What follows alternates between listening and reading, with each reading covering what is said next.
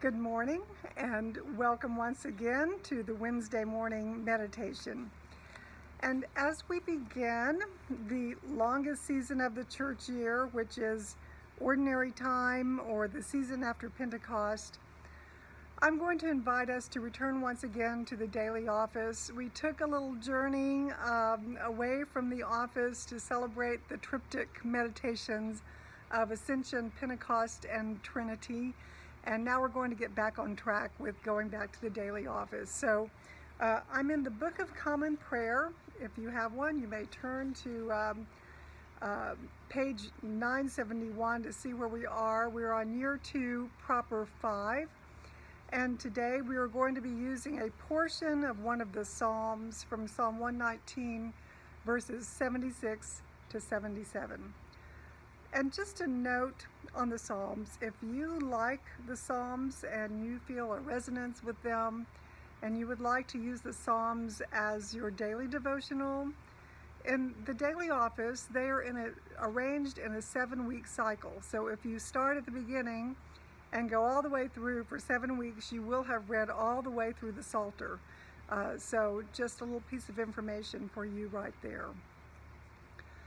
So with concerns over not only the COVID situation that we're in right now, but also the racial divide, I'm finding that I am missing certain people from my life that have gone on to God's greater kingdom. I miss terribly Rachel Pringle and Louis Pringle, and I long to talk to them, to ask them how they're doing and to ask them, what is this like for you to go through this time with such tension racially, and how can we do something to help that? I would love to talk to them. I would also like to talk to Bishop Powell. Bishop Powell went through enormous challenges when he was bishop of the Diocese of Oklahoma between 1967 and 77. And he was, it was a time when we were going through civil rights. It was a time when it was the turmoil of the 60s and 70s. And besides that, he was chair of the committee that revised the Book of Common Prayer. He is, as some people have said, the father of the 1979 Book of Common Prayer. And we are so blessed that he was a parishioner of St. Paul's in his later years. So when he was chair of the commission, he arranged for us to find a way to connect with our monastic roots. And so that's why he set the Psalms up like he did. For Bishop Powell, he knew the importance of the Psalms, and it was from him I learned that every human emotion is expressed in the Psalms. And so we can form a connection in our hearts, and we can be comforted to know that whatever hard situation we are going through, that 3,000 years ago, 4,000 years ago, that same emotion was happening in the lives of the ancient people. So a comfort, a connection. Now, we learned how important the Psalms were to Bishop Powell when he was on his deathbed. And George Back went to visit him, and that was near the end, and so Bishop Powell was not really even opening his eyes. And George asked him, what would you like to have me read or pray, or what would you like? And so Bishop Powell responded, now remind me of where we are in the daily office. And George said something like, well, we're in year 2, proper 5. Bishop Powell knew exactly what Psalms were appointed for that day. And not only did he know the Psalms appointed for that day, when George started to read the Psalms, he knew all the words by heart. He never opened his eyes. He didn't need to. He knew all those words by heart. He had prayed the Psalms, and this is what gave him comfort. So I'm going to lead you in a little way of praying daily that I was taught by 2 dear spiritual directors, Sister Benedicta of Red Plains Monastery and Julianne Parker. And this is a modified Lectio Divina reading exercise without as many steps as we have in the traditional Lectio formula. So we're going to zero in on those two verses of Psalm 119, 76 to 77, and I'll just lead you through the exercise. So let us read very slowly this portion of the Psalms, and as I read it, and as you gaze over the words, listen very deeply and allow these words to wash over you, wash through you. Let the words minister to you. Let them encompass you all around. Let your loving kindness be my comfort, as you have promised to your servant. Let compassion come to me, that I may live. For your law is my delight. You may just take a pause and be with those words for a minute or two.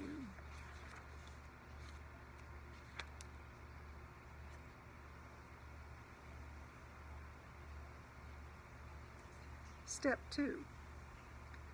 Read the passage again, and this time be aware, listen for a particular word that jumps out at you or a phrase that resonates with you.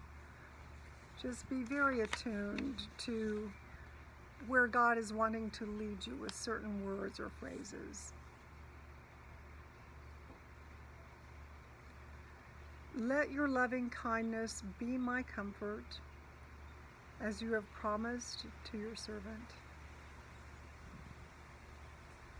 Let your compassion come to me, that I may live. For your law is my delight.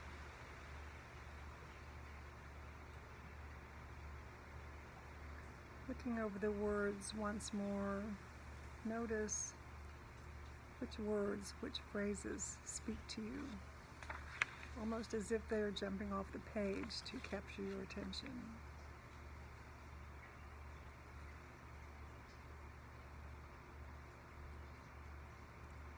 My words are loving kindness,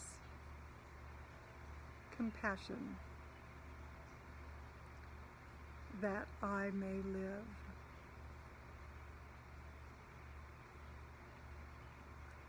Whatever your words are, let them just go all the way through your heart and your mind.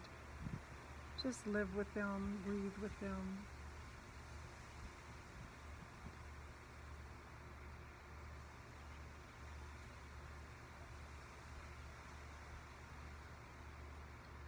Step 3, silence without words. Whatever images have come to you, whatever words have occurred to you, let it go. Just let go of any images, any feelings, any thought. Simply follow the breath.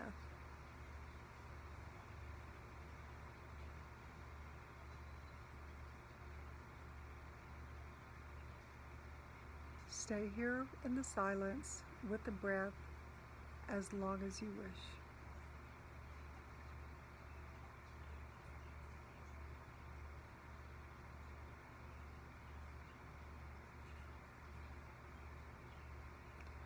Step 4, reflect. This is the time, if you wish, to get out your journal, put pen to paper, without letting your mind get involved in any thoughts and any feelings. Just simply go right to the paper and begin writing. This is the way, as Sister Benedicta taught, that we bypass the mind's chatter. Get a little deeper into what is going on with us and God. Stay here as long as you wish.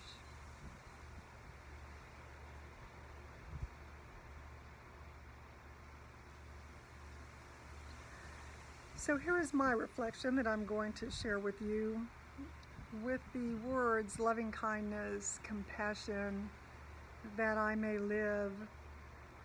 The word that keeps reoccurring to me is kinship.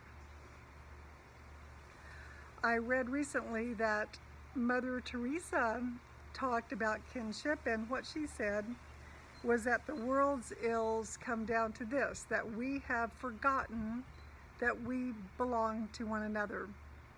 We have forgotten that we are in kinship with each other, and that kinship is what happens when we refuse to let that happen, when we refuse to forget that we belong to each other. Like those 3 adult neighborhood geese that I told you about last week who hang together. Recently I learned why, and it's because the 2 that are the couple, they have 2 toddler age babies.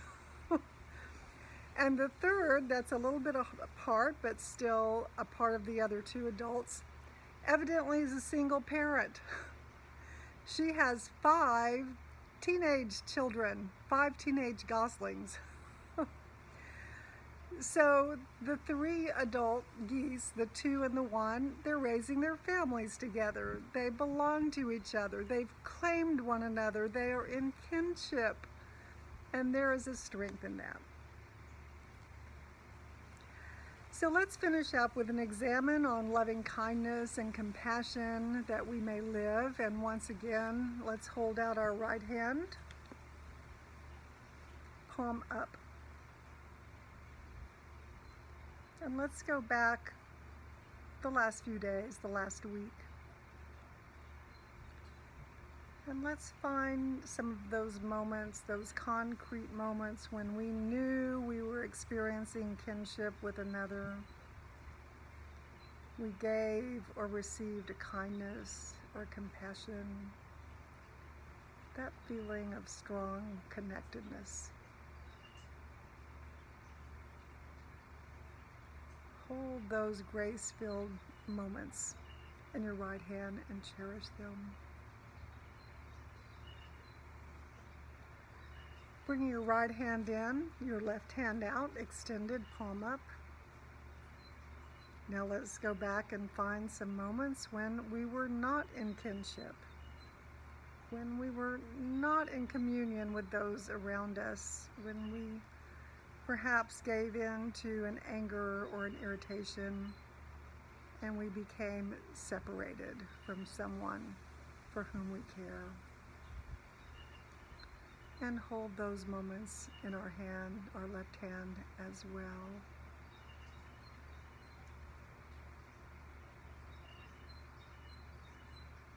Asking God for the gift of reconciliation or forgiveness or love or whatever it is that you need. And then bringing both hands together. Because we are made up of the good and the hard, we ask for God to bless the totality of who we are. Amen. So right now in our world, we need that sense of kinship because it can lead us to hope. All kinds of good things can come of that. When I hear children singing hope-filled songs, and they're singing it together in unison, there is nothing like that sound. It is exhilarating.